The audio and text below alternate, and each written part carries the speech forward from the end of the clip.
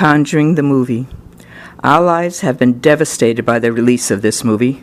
The movie industry and all involved never bothered to consider the consequences to us, never told us that the movie was going to be made and that how it may affect our lives.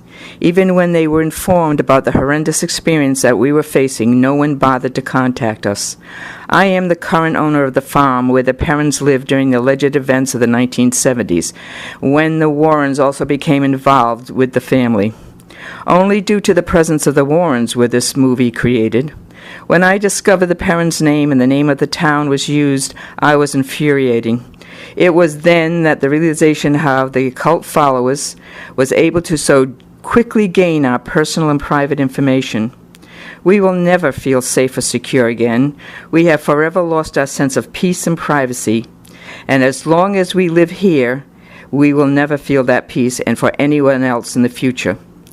We were left on our own to cope with this assault. We are so angry and frustrated. We are experiencing anxiety and stress when we should be enjoying our home and our retirement. It is enough for us to have to deal with serious physical problems without having to face people stalking, harassing, and trespassing at all hours into the middle of the night, who believe they have the right to maliciously and willfully invade and violate our home and our lives, and to threaten our well-being both emotionally and psychologically and physically. We never had to post our property. Now it angers me every time I come and go from our home to have to see what looks to me like a circus with signs all around the property and ropes and chains and flags. But worse, it does not stop the trespassers. Those responsible who created this movie caused this to happen to us, and they do not care. The following information will be in 6 parts. First, it will be our research about the many claims made by the Perrons. Next, there will be a history and a research of the Warrens. And then, the history of the times that I thought was interesting and connected to this during the 50s to the 80s. Also, about our life during the assaults. And then, I will mention and talk about the life we had before the movie. And finally, I will discuss past videos that have been made in our home.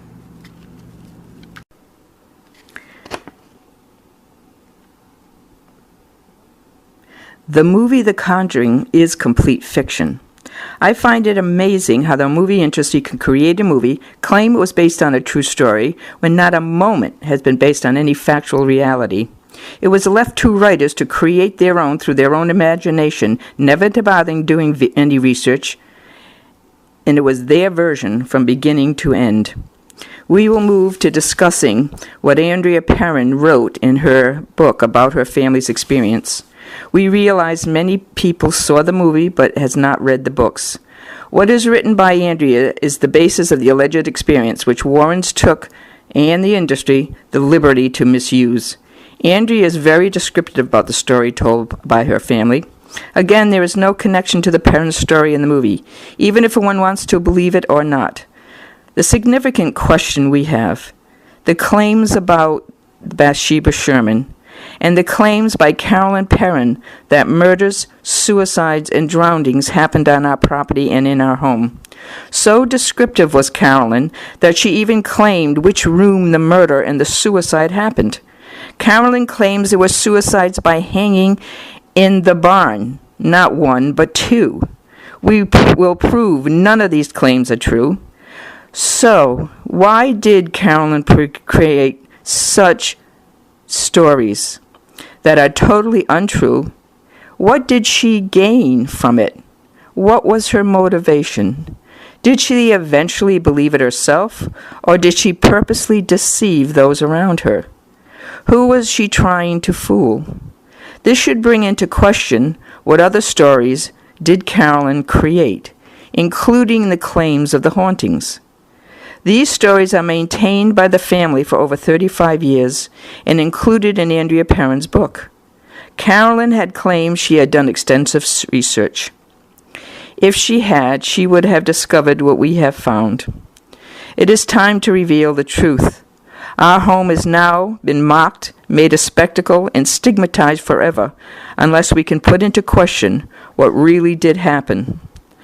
The book Andrea Perron wrote that before, while they lived in Cumberland, their lives were also already disruptive and stressful. This is the main reason Carolyn Perron was so desperate to move.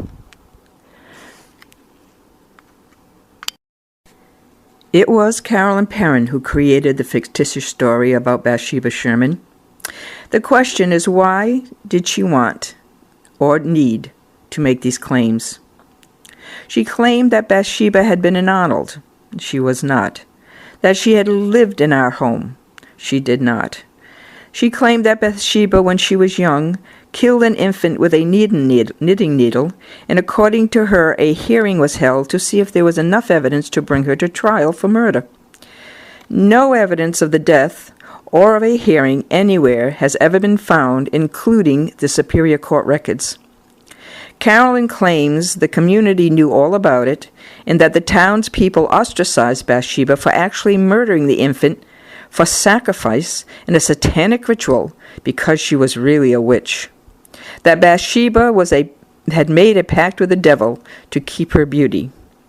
No evidence in any historical record or from any local historians.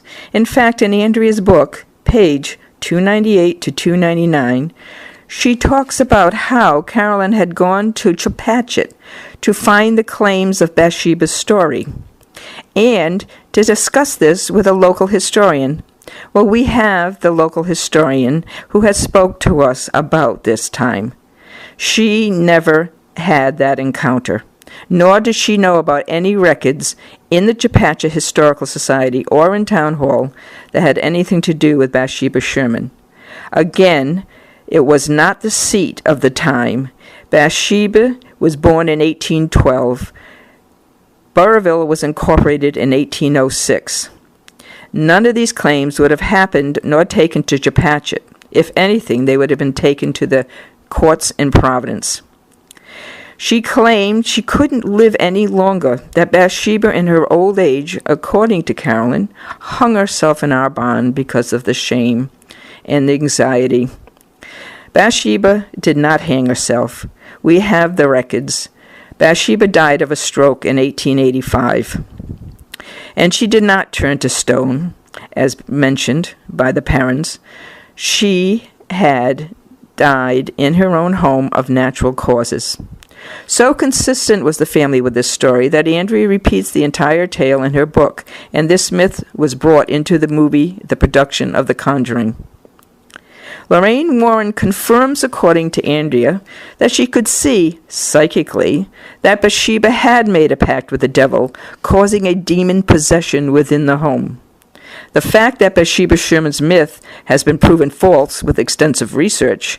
No one has ever heard these tales until the Perrons made the claim in the 1970s. Then Carolyn continued to create more stories, claiming that the murder of Prudence Arnold happened in our home, that Dexter Richardson owned our farm. All false. The murder was in Ann Richardson's house in Uxbridge, Massachusetts. The child was found on the second floor by many witnesses. According to Lorraine Warren, she confirms in Andrea's book that she psychically saw that the girl was murdered in the pantry, blood everywhere. Lorraine told the family to seal off the pantry and never enter it again. Carolyn continues by claiming John Arnold committed suicide in our attic. False. He died in Tarkling, the southern part of Burrville. Carolyn claimed a Mrs. John Arnold hung herself on her barn. Also false. Susan Arnold, or Mrs. John Arnold, hung herself in her attic in her own home on Harrisville Road in 1866 at age 50. So why need to fabricate such tales? She claimed extensive research? I don't think so. What she appeared to have done is read the Black Book of Burrville, took any name of Arnold, and claimed the deaths happened here in our home. She also adds a father and son ghosts named Baker Boys were haunting then because they drowned on our property. There is no evidence. There has never been a suicide murder, or drowning on our property, even beyond the parents claimed. The Warrens and other paranormal groups claim, of course, that a sudden or violent death is the cause for hauntings.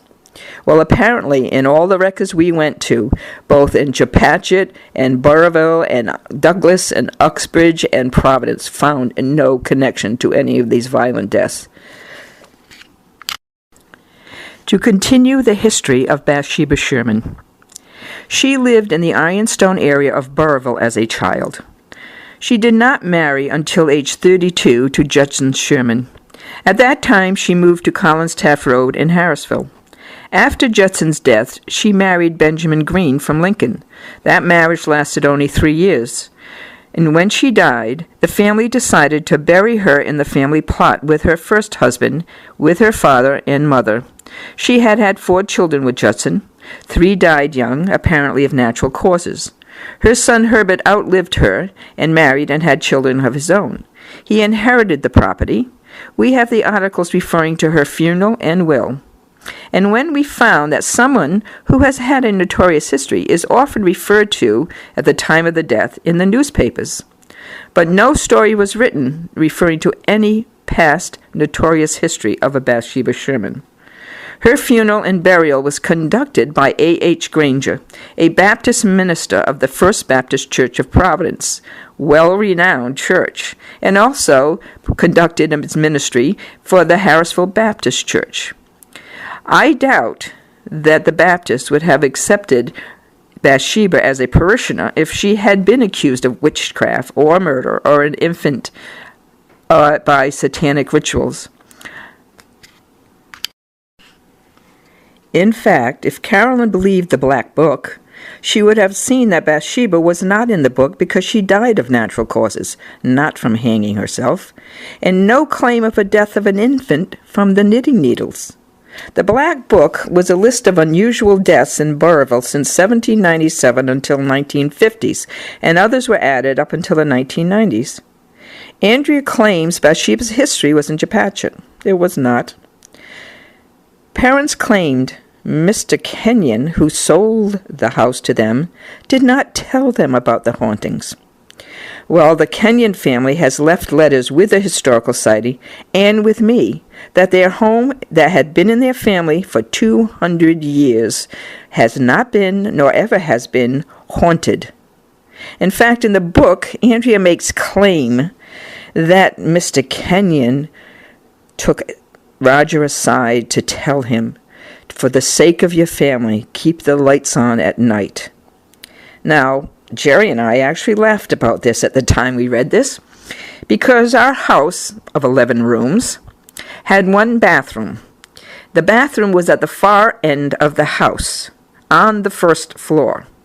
If you were upstairs at the other end of the house in a bedroom, or even if you were downstairs in the bedrooms which they used, which was at the other end of the house, it would be much safer to leave some light on in order to get your way to the bathroom, in which Jerry and I have done for 26 years. We leave the light on in the kitchen, in the middle room, so that we can go from room to room without having to look and search for light switches.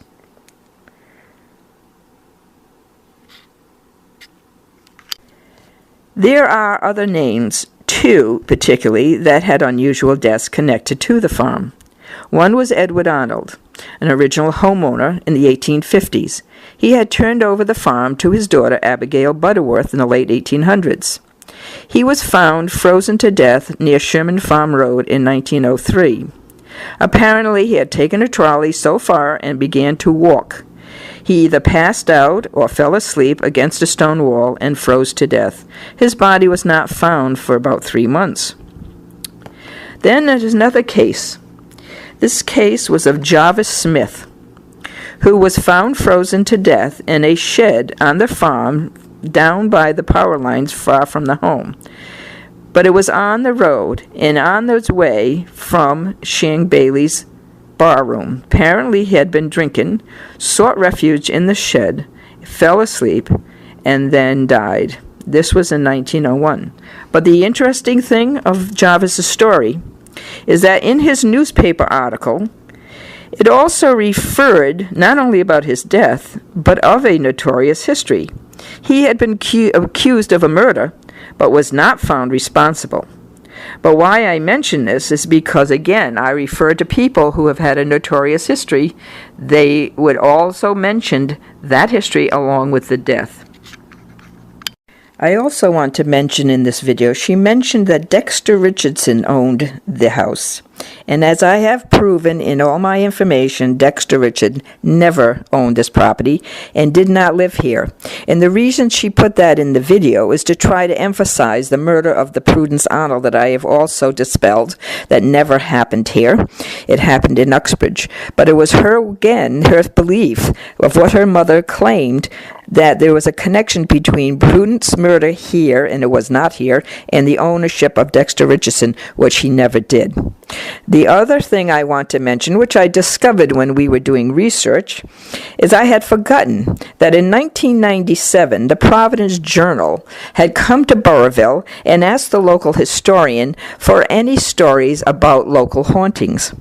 Well, the historian mentioned this house because this was only 10 years after I had met her, and only about 17 years after the parents had moved out. But what I found interesting is that the historian actually quoted me. She said my name and then said that when I was asked, I said, there is nothing that ever happened here that couldn't been explained by other means. And she quoted that. And that's how I had always felt. And I thought this was also important to tell you. I'm going to mention some of the stories that I heard that Andrea Perron. I personally heard her say some of these stories in public, but I also heard her on the internet speaking on different radio stations. Andrea Perron said in public that Warner Brothers had given us full security. Well, that is absolutely false. Warner Brothers had never talked to us. They also claimed at another public hearing that the Warner Brothers had paid our local police department. Those claims are also false. I was also told originally by her that her and her family had nothing to do with the upcoming movie. She told me it was a movie based on the Warren files, that it was based on only what Lorraine Warren had to say, and she and her family had nothing to do with it. That some B-movie producer was making the film, and it was going to be some rigged film. That's all I ever heard until the movie actually was coming out into public. That's when I, of course, heard that her name and her family likeness and the fact Harrisville, Rhode Island was going to be mentioned. And it's when I really got upset. And I actually had to call Andrea and explained to her how angry I was. Also, I heard that she claimed that her and her father had arrived here about 3 years ago, a day that they had brought a reporter with them. I do remember that day. This was long before the movie. I was in a public forum listening to her at one point when I heard her say that she had been viciously attacked by the entity, Bathsheba, while her father was in our cellar here at our house in front of me and this reporter, claiming that I looked shocked when she got thrown across the room and was seriously hurt on her back, etc., etc. Well, I never saw any such attack. And the reporter was called outside, and I never saw her again because she left. So I thought it was kind of odd, but never gave it much thought until I heard this story. I was so infuriated. It was right at the week that movie was coming out. So along with my anger about the video and having my name on it with the access to all my private information and telling this false story along with these others, I sent her an extensive email and had her take that video down, which she did for 4 months. But then eventually put it back when she heard I was coming out with all the research that I have done. But the interesting thing, on Facebook, that reporter found me. And I am going to quote what she said, and I do have copies of this. She said, and I quote, I never wrote the story that day because I felt a fraud was being perpetuated, and I wanted no part of it, and I believed none of it." End quote.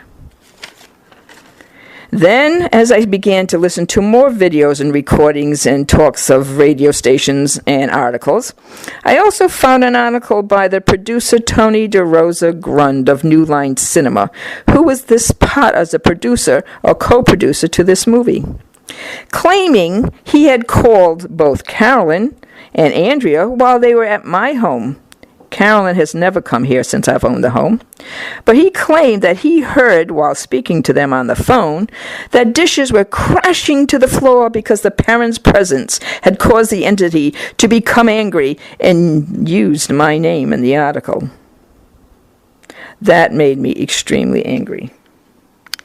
Andrea did not mention the name Tony DeRosa Grund until she was in my house on July 23rd, when she made the last visit here, right after we had seen the movie 2 days earlier.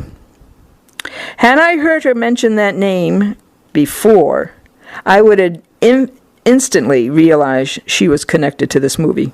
Because Tony DeRosa Grund had actually spoken to Andrea 6-7 years ago, talking about wanting to produce a movie. I had never heard of him or his studio. But whatever they were supposed to be doing, her writing a screenplay, that's what she told me, it all fell apart. Apparently he never paid her, and supposedly that was the story, and that he never got funding to do any movie. I never realized he was connected. And like I said, had I known, I would have absolutely known that Andrea was connected. Andrea said, as I was listening, even though she told me she had nothing to do with this movie, I heard her several times in interviews say she has had a contract with the studio for 4 years, knowing that her name would be on that movie, yet she never told me. There are many other stories that she's put out. Even simple stories like, I have invited her over and over again to stay over at our home, and she could never do it because she could never spend a night here. I have never asked her ever to sleep over here. The other statement I heard, when she spoke to a small group, the people there called me to inform me that Andrea told the group that while I had child care here, a child, an infant, continuously levitated out of a crib, and I would continuously find it on the floor. I was very, very upset about that. And then on one of the videos she did, she claimed that Jerry was so frightened of his study, had never been in it for years. And I absolutely defended that she, obviously, his study is his most favorite place. And then I began to get suspicious. Was she also telling this story in public? I also have an email from her from about 2.5 years ago, verifying that she said she would do all in her power to protect Jerry and me. When somebody had been at our house who had put things on the internet and that had to be taken down. And she was all for protecting our privacy. Yet, that did not happen. It's also interesting to mention, several times Andrea mentioned in her book a Mr. McKeechan. On interviews when asked about him, she said that she never used his real name because she never got permission from the family. Well, interesting enough, we know who Mr. McKeechan really is, and we have spoken to a family member. So we are aware, so that any story that was coming out from the story, whether or not Mr. McKeechan was one of those who talked about Bathsheba, according to the family, they never heard any story about Bathsheba Sherman. I also want to mention that in 1997, there was an article in the Providence Journal. The historian from Burrillville at that time was approached by a journalist asking about any haunted stories at the time. She went over some of the story about this house and another story that was famous. Interesting enough, it was called Laura Sherman. For a while, we always wondered whether there was some connection of the Perrons mixing the story about Laura Sherman myth with Bathsheba Sherman, like claims that Bathsheba was never buried in consecrated ground, that she's buried in our backyard. Well, interesting, when we first moved in, my daughter, who was a teenager, when she was in school, this would, of course, only been 7 years after the Perrons moved out. These kids actually said to my daughter, "Do you know that you have the Sherman buried in your backyard?" But they said it was Laura's grave. But Laura's grave is actually up in Buck Hill, not anywhere near this area. So the confusion, whether it was the Perrons or the townspeople, the interesting that these two myths somehow were mixed. I'm now going to speak about claims of the Warrens. The history of the Warrens is interesting. When I began to do a thorough research, as much as I could find at the time, and I'm sure there's a lot more out there, we will start with the Amityville Horror. The book was written in 1977. It was very interested that the Warrens became involved because of the newspaper in the area who asked them to come and do an investigation.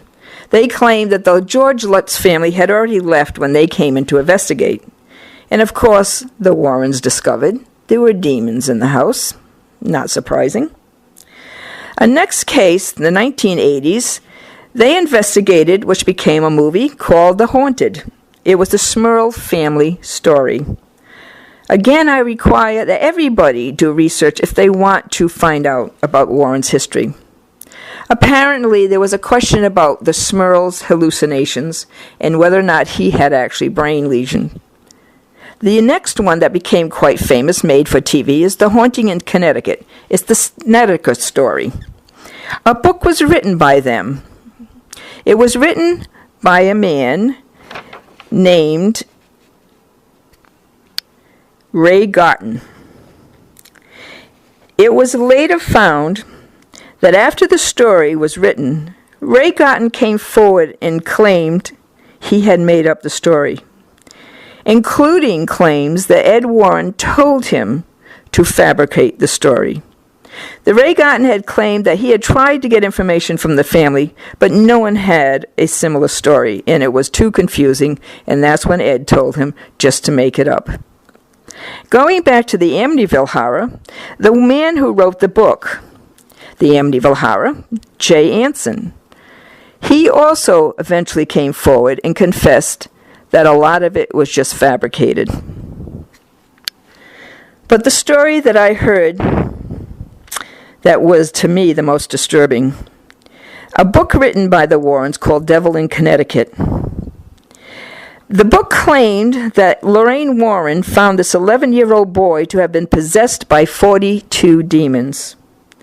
Several exorcisms supposedly was performed on this child. Apparently, I don't know, it doesn't say whether or not he ever really got psychological attention.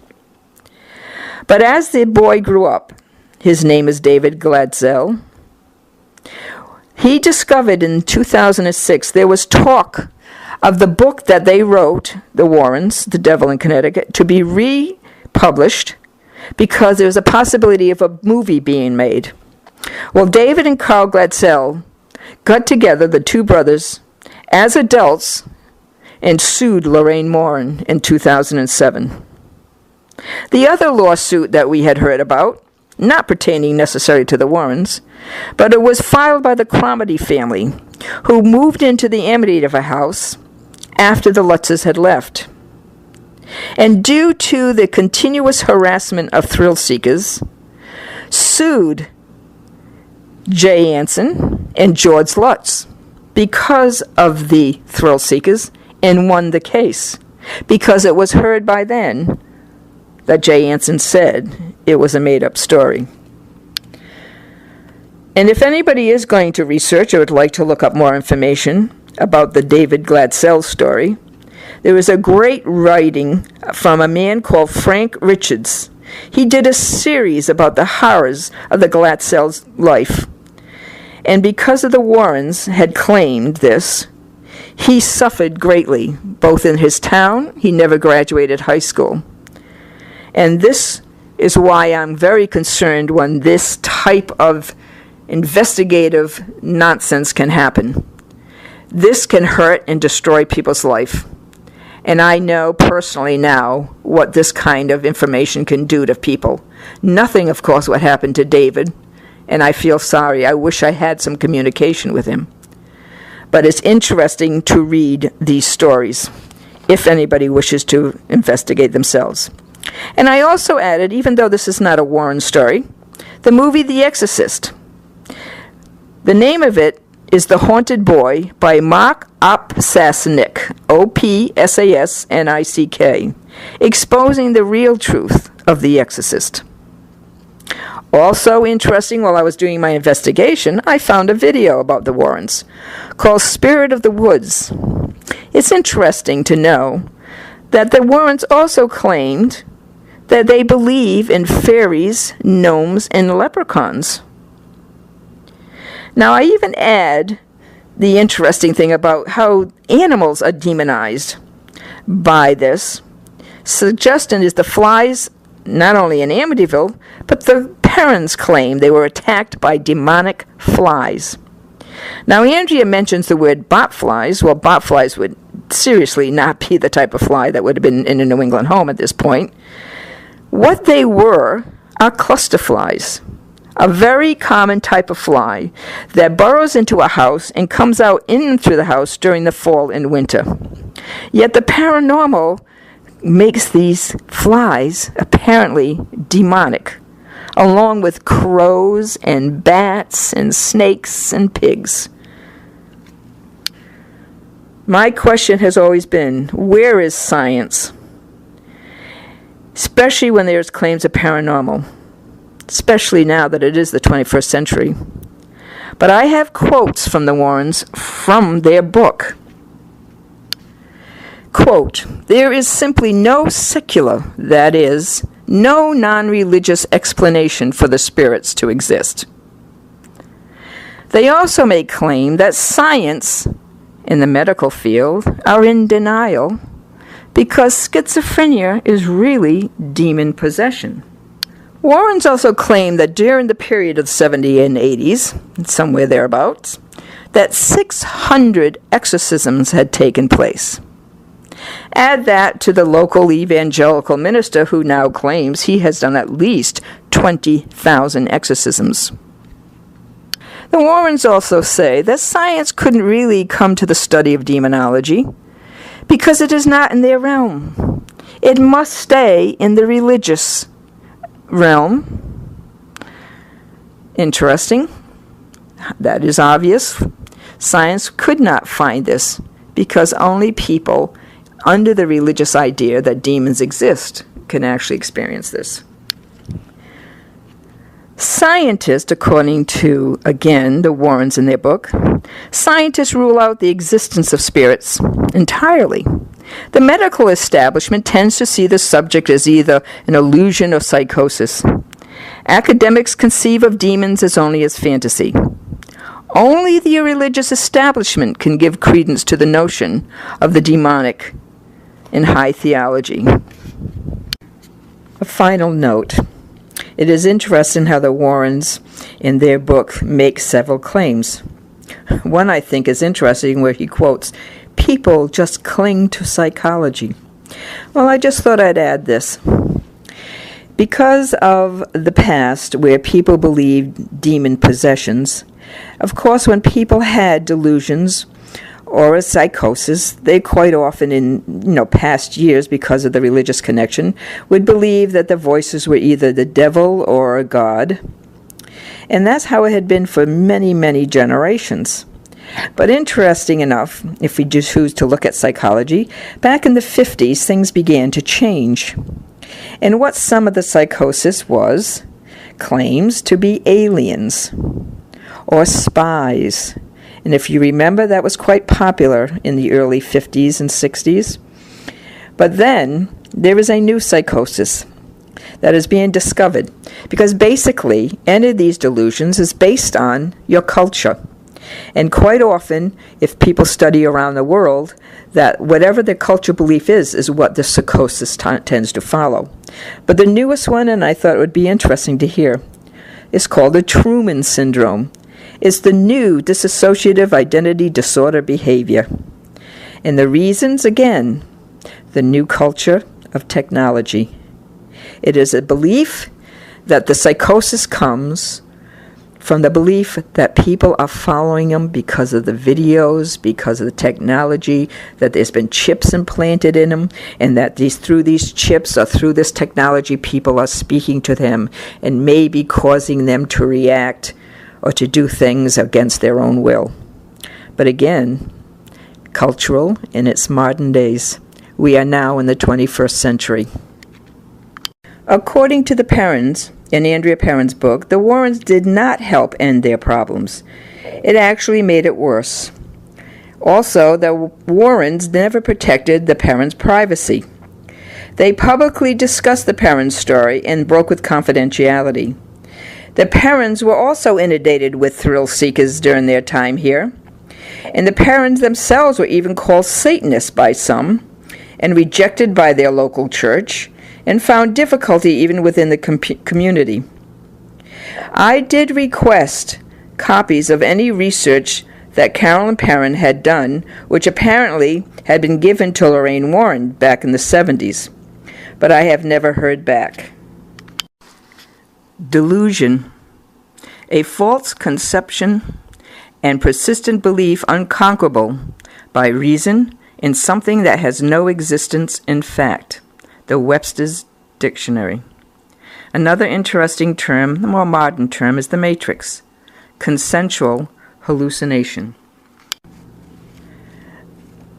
The following information will be in 6 parts. First, it will be our research about the many claims made by the Perrons. Next, there will be a history and a research of the Warrens. And then the history of the times that I thought was interesting and connected to this during the 50s to the 80s. Also about our life during the assaults. And then I will mention and talk about the life we had before the movie. And finally, I will discuss past videos that have been made in our home. I am going to end with discussion of 2 videos that had made here at this house over the last couple of years. 8 years ago, the ghost hunters came and filmed. What happened that year, it was a friend of mine who had called to tell me that it was a new show, and that I should probably write to them and let them know that the Warrens had been here in the 1970s. I balked at this originally because I was not interested in ghost hunting shows, but she insisted that these were Rhode Island guys, that this would be so interesting for them at least to know that Warrens had been here. So 6 months later, I finally said, well, I'll just email TAPS, which is the program that was housed in Rhode Island, and let them know. And what I did is simply write an email telling them that our house had been visited by the Warrens in the 1970s. It was not my intent at the time to ever have any ghost hunters come to our house. We had already lived here 18 years and never had any interest. But interesting enough, 2 days later, I received a phone call. Not from Rhode Island, but from Los Angeles. It was the Sci-Fi Channel. And they were very curious and very interested in doing this house and asked, can they come and film? And they needed to do it in 2 days because they were going to be going around the country and this was going to be their first stop, so they would have to do this immediately. And would we consider them if they could come? Now, interesting enough, had Jerry been here at the time, this probably would have never taken place, but he was away. Because he worked 2 jobs, he would have had to need his sleep, and this was done on a Tuesday evening. Well, I thought about it, and I hemmed and hawed, and then I finally said to him, well, in my mind, I thought, well, they don't use psychics or mediums, that they only use instruments. And then I thought, well, what are they going to find? So they can come, they can look around, and, figuring they won't come up with anything. So I agreed. I thought it would be entertaining to see how ghost hunters are working with technology now rather than other forms. So they arrived a day before the shooting, and 2 women came in and had talked to me, had looked around the house, asked different information like where was a local restaurant. And then they said to me, well, did you ever have any information or anything to experience? So I said to them what we had said in the first 2 or 3 years that living in the house, because every sound we would hear, because we were told this is an alleged haunted house, we would joke about sounds that we would just say, well, what do you think? Do you think this could be ghost? In fact, I knew nothing of the actual or original story, other than that we were told by the realtor it was an alleged haunted house, and that what we got from townspeople I assumed was just gossip or not real knowledge at all. So I told them a couple of incidents. So they said to me, could they film me saying these stories? And I said, I don't care, that's fine. So they proceeded to come the following day, and they filmed. And of course, I am not told what they supposedly discovered until 2 months later when they come for the reveal. Now, anybody who had seen this film would have seen when they revealed what they had found on their computer. I never said anything. I just watched. Because in my mind, I was actually surprised. Because here I am with cameras on me, watching them having an experience that we had not had for 15 years. Not only 1, but 2, claiming they felt something on the bed and in the chair. Now that was something we had joked about 15 years earlier, and they happened to be at the one night to experience it again. Plus, they claimed, of course, the bedroom door opening and closing. I had never seen that door open and close. And they had a couple of other personal experiences. And I thought, this is very strange. So they continued to tell me that they believed this was a house of paranormal and it was haunted. So I went along with it, because what else do you do when you have cameras following you? Never thought anything of it. But I have to give credit to the Ghost Hunters show. They never said the name of the town, nor did they use the Perron's name. They briefly mentioned the Warrens by saying, interesting enough, because apparently they don't see them as very credible, because they made a comment on air saying, oh no, not the Warrens were there, and I have to take them with a grain of salt. And this is what they said on air. Now, interesting, after that filming, and it was aired, I did not see another part of this film until it was aired the following year. And it was a scene that was taking place in our closet. And it was interesting how they tried to display that it was difficult for anyone to open and close the door because there was a mattress in the room. Now, I found that very interesting. That was not discussed with me the day of the reveal. And the fact that why would the mattress even impede entrancing and going when it was there, and I went in that closet on a daily basis, going in and out from one door to the next, which is on the other side of the closet. But I went along with it, and I thought it was interesting, and we told friends about the movie and showed them, and everybody thought it was very interested. And, I would say to people, well, if you are a believer, you would probably think it's a great show. If you're a non-believer, you would believe it was all faked. And if you're in between, you would just think it was a very well-filmed, interesting show, which I actually considered it was one of their best film shows. I even joked for a long time that my favorite scene of the whole show was when the giant moth flew into the van during the middle of the night and they thought it was a bat and everybody went hysterical. That I thought was very amusing. But I have to remind people, this is made for TV. And of course, over the years, I have talked to people who have had connections to the show. And I have been told, again, this is made for TV. The other video, which had aired last year, Andrea Perron, again, I had mentioned, had never told me she was connected to this movie. I had given her photos of the house for a while so she could put them in her book, and that's what I had agreed to. I had never agreed to anything else publicly. And over the years, we had had conversations here and there. She knew that I was never totally convinced there was such thing as a ghost. In fact, we had conversations about science and how I was connected to science based on my psychological background and in counseling. And I even had conversations about quantum physics with her, and even saying that if I were to believe anything, it might be in the eventual theory of string theory. And that I definitely never believed in demons and devils and all those, the other religious icons. I had no interest at all in religious belief. She knew that, and I knew she knew that. And I had also told her that the stories that I had told were in the beginning, in the first 3 or 4 years, when this was so novel to say that it was an alleged haunted house. And she knew that over the years. Well, when she came to me, well before the movie, and asked if she could do a video for her personal, I thought was for her personal use, her father filmed it. And I have to be honest, I am not a technological person.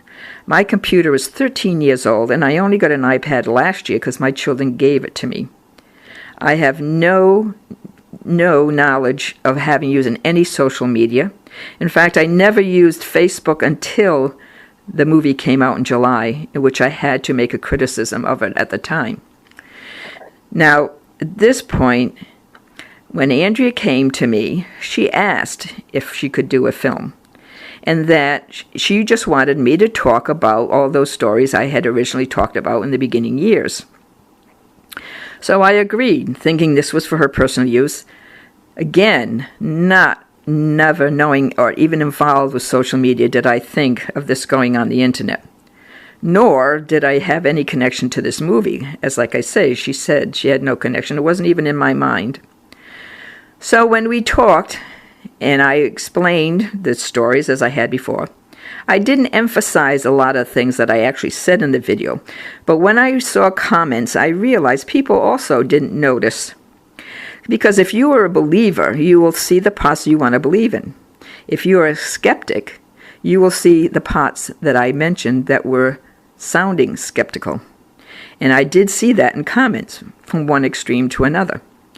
And I will explain here for those who had seen the video. When I began, I said, in the early years, and then I said 4.5 minutes into the film, that I come from the mind of science. Now, I didn't emphasize that because Andrea already knew what I meant by that. Halfway through, you heard me say also that as we joked about, or jokingly, we said, and then another part about 3/4 of the way through, I said, I never jumped to conclusion about these things. I also got very annoyed, and people will see how annoyed I was, when Andrea made a comment that Aunt Jerry feared the study and had never gone back. Well, that would have meant 23 years of him not being in his most favorite place. And I went after her right away about that was ridiculous. And, why would she even think we feared anything in this house? Because in my mind, she knew what I said. I never claimed for sure these were ghosts, nor did I ever claim I believed in ghosts or the supernatural or the paranormal. This is the way people viewed what I said. And then what happened after that is I didn't even realize that Andrea had put it on YouTube. It wasn't until the following year that my daughter actually had someone tell her they had seen it. And this was just prior to my having the back problem. It didn't even dawn on me what this even meant. Because Andrea had said she wasn't involved in the movie, I never even connected that her name would have any connection. So what happened in July, when I had my new iPad and was able to review all the videos, I realized that this video had been put up with my name on it. It wasn't the content I was concerned about. It was the fact she put my name on it. And when I saw that they were thousands, in fact, the first time my daughter called me, she said she saw 45,000 hits.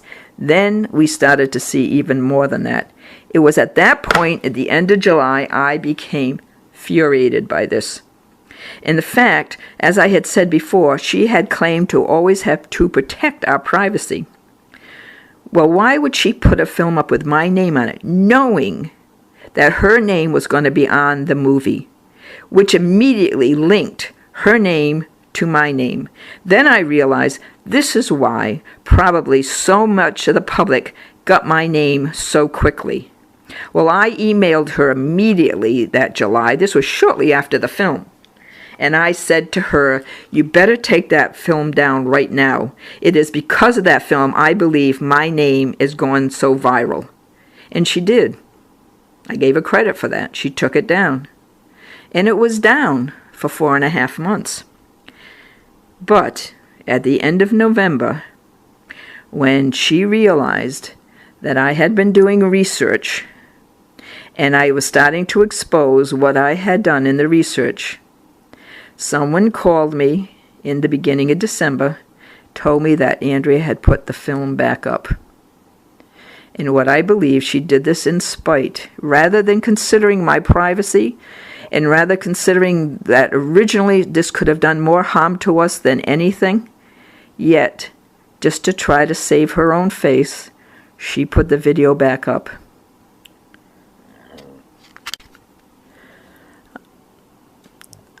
I had been struggling with back pain since the retirement. As of December, I developed severe nerve pain and was waiting for an injection, but it did not work. I could hardly walk by February and I collapsed. I was taken by ambulance to the hospital. I was told there was no other choice but to have spinal surgery. I spent 8 days in the hospital, 2 weeks in rehab, and several weeks at home learning to walk again. My daughter came to care for me, and in May I spent the month with her. I am telling you this because I want people to realize the movie was not on my mind at all. I had far more pressing issues to deal with. It was the first day I was home when I saw a car come down the driveway next to my car. I assumed the two people were coming to the door. But when that did not happen, I looked out the window and I saw them walking the property and taking photos. They get back into their car and drove away without ever asking for permission. It was that day that I felt I had been invaded. I was furious, angry that we would have to post our property for the first time in 25 years. The posting, no matter how many signs, meant nothing. We began to witness cars arriving up front day after day, pointing out the house. They were blocking traffic. I called the police. The neighbors were calling the police. Strangers parking in their driveway, driving down our driveway to take photos, even with the signs there, and they drove past it, or they walked past it to take pictures. I had to continue going in and out, make them go away, and when I should be recovering instead of risking my health. It was one of these days when several neighbors were up front with the police, and I went up to speak to them, that I discovered from a neighbor that they had seen on our property people with flashlights after midnight. It was then I realized it was even worse. Now our anxiety grew, knowing that they had absolutely no respect for us, as if they felt they had the right to trespass, as if this was public property for their own bidding to do what they wanted. We began watching the windows. We realized that cars were parked behind our barn that were waiting for us to turn our lights off and then trespassed, as if they were stalking. We began to stay awake, turn off our lights and watch, call the police constantly. The police even found them while doing routine drive-bys. We did not sleep for days, up until 2 or 3 in the morning, walking from window to window. Never have I felt so violated. Day after day, I spent looking out the windows. I never sat on our porch the entire summer. My daughter and son had given me an iPad this past year, and this helped for me to start to watch all the interviews of the Perrons in the movie, which I had not even paid attention to prior to the surgery. It is then I also found very disturbing information. False stories were on these videos, which infuriated me. Because my name became public knowledge that our address was everywhere on the internet, my voter registration, my private phone number and email, another information with addresses as well as our acreage, our signs, our names. Someone had researched even our town files. Google Earth with photos and address. But worst, I found people trespassing, filming, and going by no trespassing signs walking on our property, then claiming they will be back at night, and then putting these films on YouTube. At worst, and made most mockery of our home, was a person filming the no trespassing signs, walking past them to the house, placing the doll from the movie with a scream and the words, "Gotcha." Now over 600,000 hits. Threats and comments to do harm to our property. Several friends did their best to try and get some of the sites taken down, but they could not get every intrusion. At this point, our name and address was posted by thousands of people. We had harassing phone calls in the middle of the night. We found our metal fencing had been torn down several times. We put up a chain and ropes to prevent people driving on our driveway. We did not get any sleep until some friends volunteered to sit in their cars in the driveway up till 3 in the morning, calling the police when they saw people coming. Only then did we feel we could sleep. And even then, if we heard sounds, we would get up. One night when police were at the barn taking down license numbers and names of the offenders, we saw others with flashlights at the other end of the property. One night we came home late, found our chain and rope taken down, and another time our rope was cut. That to me is just malicious intent to make us feel threatened. Weather was not a deterrent either, no matter how much rain or in the months of December or January with freezing temperatures and snow. A group of teens near our sheds in pouring rain. We saw people at midnight at 9 degrees. At Christmas during the school vacation, tire tracks in the snow. I even had a physical confrontation with a man who refused to leave, who had brought along his 7-year-old child, and then confronted me, and others who refused and yelled at us. We saw dirt bikes coming from behind our property from the back trails. At first, there were many, many people who others thought were just local, but we were writing down license plates, and this is what we recorded. This is what we did see.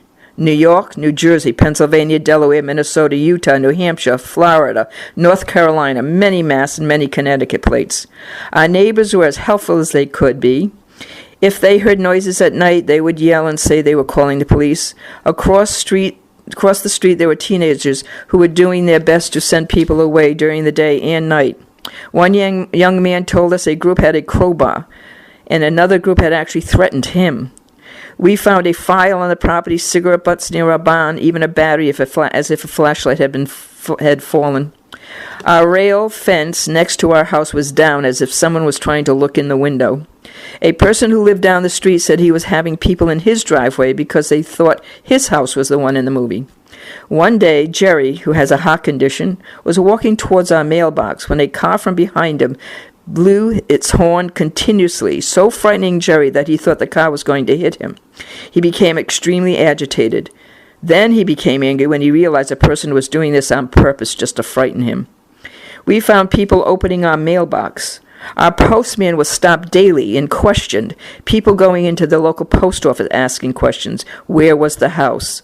Going to the library and in restaurants bragging that they had either been here or asking where the house was. It was a constant theme in town. I could not go locally without people asking me about it, or I would hear conversations about our home. I avoided going to local places for several months, but it was in September when I realized just how draining this had become for me. I was becoming obsessed with watching the windows. I could not even watch TV or read or even enjoy our outdoors. It was then I decided I could not stop the invasion, and it was so emotionally affecting me that I had to do something change. So I realized I no longer could enjoy even my own home. So I decided to leave every day. Even then, when I returned, I would find cars out in the front. I found older people felt I should engage with them about the house and story. I found this annoying, except that I would tell them how their presence was considered stalking and harassment. Then they might apologize and, of course, say they never considered this before they came. Younger people often just ran off if I came out. Again, I cannot emphasize enough the insensitivity of the movie industry and all involved, who to this day has never publicly or privately made an effort. It also infuriates us to know that so many people believe this, our home, still contains evil or demons, or believe ghosts even exist here. So many people along with us see our property as a beautiful, relaxing, loving place surrounded by natural splendor, as well as being a unique, historical, beautiful home with great value. 2 reasons, at least, to be thankful.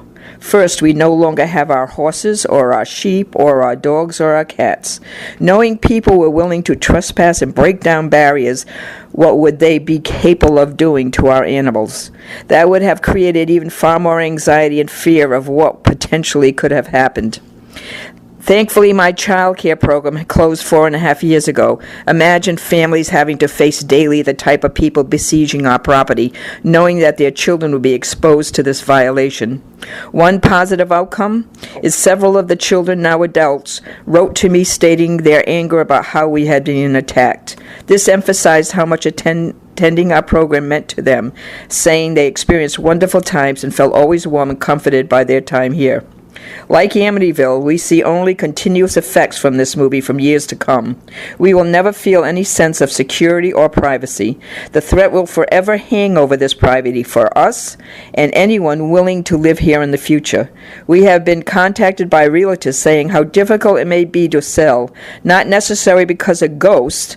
There are plenty of disbelievers who would love to have this property, but those who want to live in a home threatened by trespassers, never knowing what will potentially happen? Would anybody really want to live in a house with that kind of future? If we had a choice, we would donate our home to an historical society for preservation, and who would agree never to allow that ghost hunters to use our property ever again, just to continuously create a spectacle connecting to this movie. The cover of Time magazine, April 1966, Is God Dead? Secular groups pushing for the separation of church and state, beginnings of fear of secular intellectuals with a new reality of human wisdom. We need to look earlier, when in the 1950s we were praising our advancements in science, encouraging students to be scientists. America, pushed after Russian Sputnik, makes great advancement in the ability for space travel. America had to catch up to this new technology. Prior to 1950, evolution was not taught in schools. After such court cases as Scopes' trial in 1925, but by 1950, evolution became accepted by the general public, yet America begins to fear anti-religious communism, with a totalitarian fascist takeover of certain countries. So feared this new godliness focused on by McCarthyism, so that by the 1960s to 70s, with the decade of turmoil, it became painful for many who felt this stripped away their sense of connectedness. This has been embedded by religion for thousands of years. This, along with America's identity with patriotism and nationalism. Even immigrants in America who did not fit could find connection in their religious groups. Churches act like community centers when none other exist. For some gives a sense of community and belonging. So those who could not adjust to the new modern times and who had no other option to place to connect with their identity turned to religion or new cults. For others who connected to the emphasis on technology and logic and reason found connection in secular groups. In the 1970s, it fell back into the old stereotype beliefs, the fear of intellectuals, those who brought us originally into the modern 20th and 21st centuries. New intellectuals, agnostics, atheists, non-believers, or humanists, threatened old traditions. Again, so by 1970s, paranoia, hysteria of the demons and Satanism, along with the fears of loss of place and loss of sense of belonging, confused about modernity, turned to religion, but new forms, not what America knew for decades, but to extreme beliefs. When a self-proclaimed authority proposes a belief, it can become detrimental to the advancement of our society and to individuals. Others need to question and ask about facts, especially when available, to debate the difference between belief and factual research. We need to look closely at statements, like, for instance, you may in time forget about the story which is now applicable to your life, but is applicable to someone and should not be forgotten. Like all minorities who have been imposed upon, at least respect what they had to be endured.